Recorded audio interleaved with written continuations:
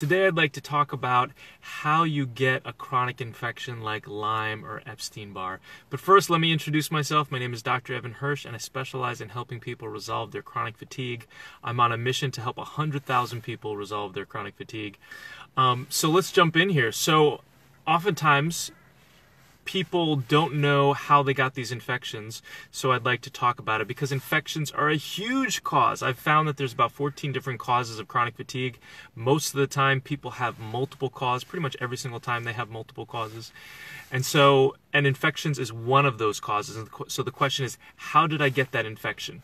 Now, sometimes it's from an acute event. So that means that sometimes it's from a tick bite. It's from the bite of a mosquito, so anything that takes a blood meal that passes it from one animal to another, and that could be a chigger or a biting fly or a sand fly. It can be from sexual activity, from a blood transfusion, but it can also be from vertical transfusion from mother to child through the placenta. And sometimes you have some sort of exposure, but it's not a problem until you get multiple stressful hits. So that's the thing that I really want to emphasize today, is that you may be bitten by a tick or have some sort of exposure to Lyme or a Lyme type infection or Epstein-Barr at the age of 5 or when you come out, and you don't have any problems until you have an injury, a motor vehicle accident, a stressful relationship, medical school, graduate school, a birth of a child, you have a child yourself if you're a woman. So there's a number of stressful hits. And those stressful hits can be physical, mental, or emotional. Some of these physical, so we just talked about some of the mental, emotional hits, but some of the physical ones can also include what I call the usual suspects, which are heavy metals, chemicals, molds, other infections, allergies, and EMFs, or electromagnetic frequencies. And sometimes it's an acute exposure, like all of a sudden you get a whole bunch of mercury, and sometimes it's just this accumulation. You know, I see the body as kind of like a barrel that gets filled up with crap, gets filled up with toxicities throughout our lives until you get to a tipping point where all of a sudden you start to get symptoms.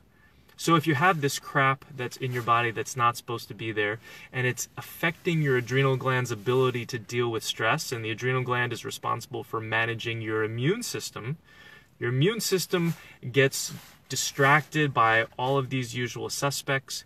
It gets turned upside down, and all of a sudden these infections that the immune system has kept in check for so many years become opportunistic. This is also reactivation. So people who say, you know, I had mono when I was 18, I got better and I was fine, and now I'm 50, and all of a sudden I had those same symptoms again.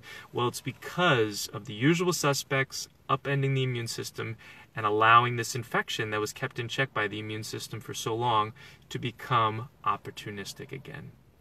So it's just a very important concept for people to realize that there is so much toxicity that goes on in our lives, so much crap, that we need to remove in order to allow our immune system to get rid of these infections. Another important thing is that you do have to have an intact immune system to get rid of infections.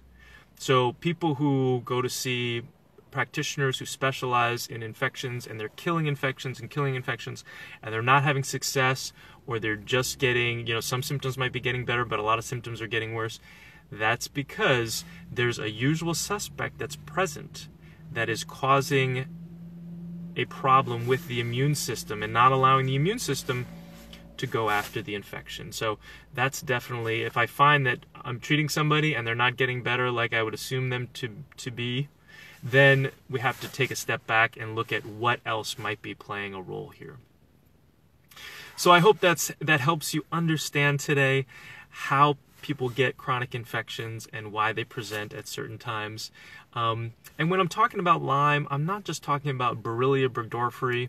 I'm talking also about Lyme-type infections like Bartonella and Babesia and Ehrlichia, and a lot of these that travel with Lyme. And really, there's any infection that can cause so many of these different symptoms.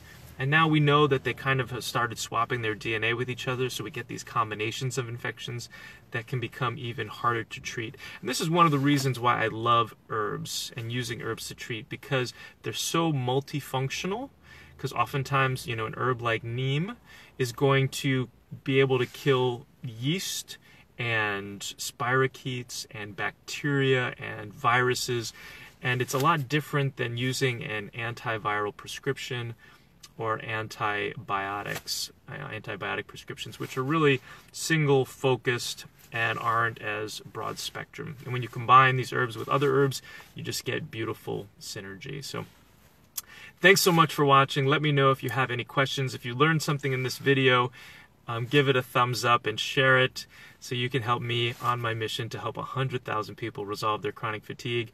I also do have a couple spaces left in my practice if you want some help one-on-one. So I'll see you there. Thanks so much for watching.